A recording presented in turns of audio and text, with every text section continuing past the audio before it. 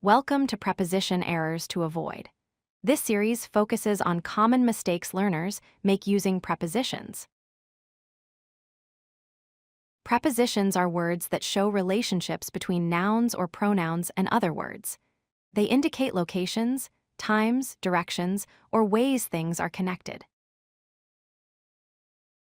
The prepositions in, on, and at are important for showing spatial relationships. Use in for enclosed spaces, on for surfaces, and at for specific points or locations.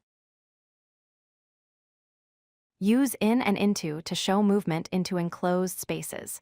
Use on and onto to show movement onto surfaces. It is important to choose the correct preposition based on whether you are describing motion or location. For time, at is used for exact times like at 5 p.m.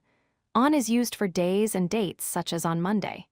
In is used for months, years, and longer periods like in July or in 2025. During and while describe continual events or actions happening throughout a period. For shows the specific length or duration of time, such as for 3 hours. These prepositions help explain how long something lasts. Above and over mean something is higher than a point but not touching. Below and under mean something is lower in position. Use them carefully to describe vertical relationships. Between is used to show position relative to two things, while among shows position with 3 or more. Near and next to show objects close to each other, but not necessarily between. To and towards indicate movement or direction heading to a place or person. From and away from indicate where movement starts or to show distancing.